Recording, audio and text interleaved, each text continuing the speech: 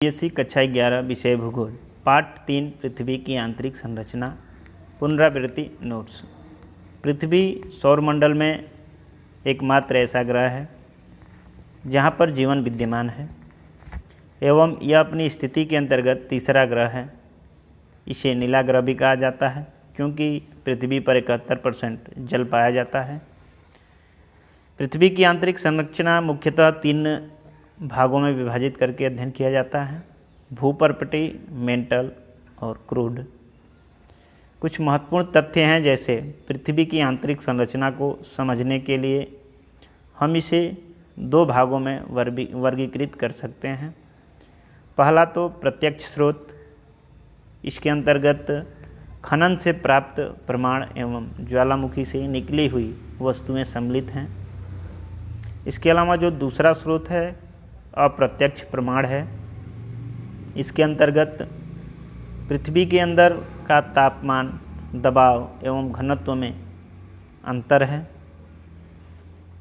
दूसरा जो है गुरुत्वाकर्षण बल के माध्यम से भी पृथ्वी की आंतरिक संरचना का अध्ययन किया जाता है।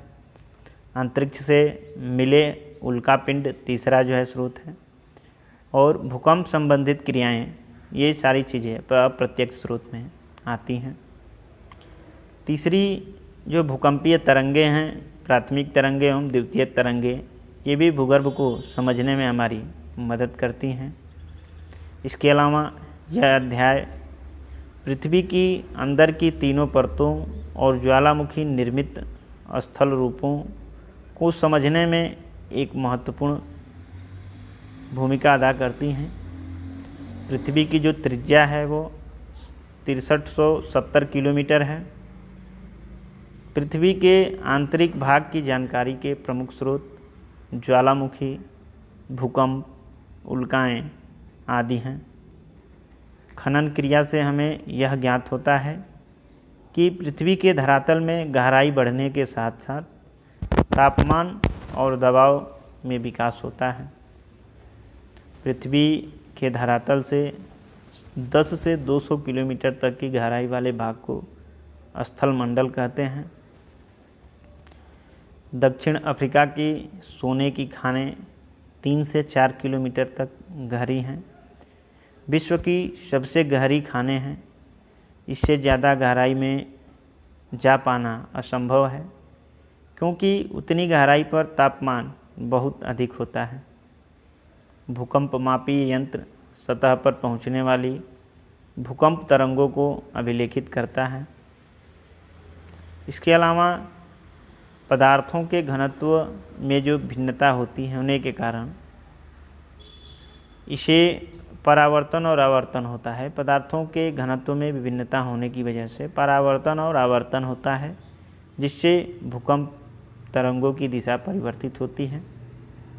भूगर्भीय तरंगे 2 प्रकार की होती हैं: पी तरंगे और यस तरंगे। पी को प्राइमरी वेव और यस को सेकेंडरी वेव के नाम से जाना जाता है।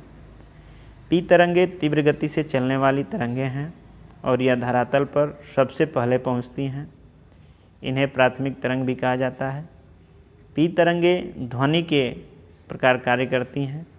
ये गैस, तरल, ठोस तीनों प्रकार के पदार्थों से होकर के गुजर सकती हैं।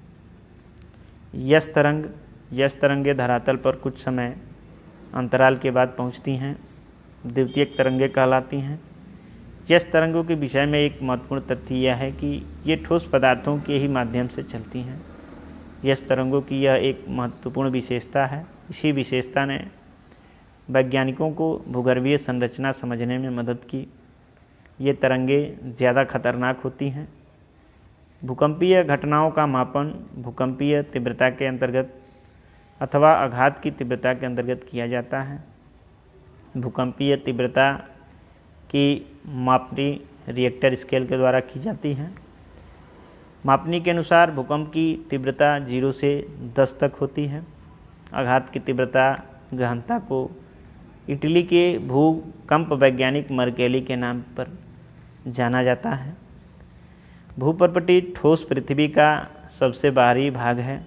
भूपर्पटी की मोटाई महाद्वीपों और महासागरों के नीचे अलग अलग हैं।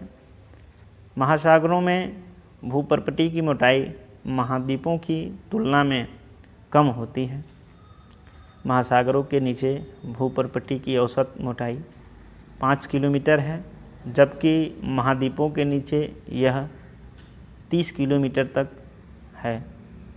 मुख्य पर्वतीय श्रृंखलाओं के क्षेत्र में यह मोटाई और भी है। हिमालयी पर्वत श्रेणियों के नीचे भूपर्पटी की मोटाई लगभग 70 किलोमीटर तक देखी गई है। मैंटल भूगर्भ में भूपर्पटी के नीचे का भाग होता है। यह मोह असांतत्य डिस्कॉन्टिन्यूटी से शुरू होता है और 2900 किलोमीटर की गहराई तक पाया जाता है। क्रोड भूगर्भ का सबसे निचला भाग है। वायुक्रोड तरल अवस्था में और आंतरिक क्रोड ठोस अवस्था में पाया जाता है।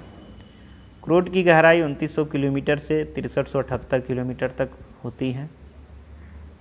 इसके अलावा बेसाल्ट प्रवाह को छोड़कर पृथ्वी पर पाए जाने वाले सभी ज्वालामुखियों में शिल्ड ज्वालामुखी सबसे बड़ा है। उदाहरण के लिए हवाई द्वीप के ज्वालामुखी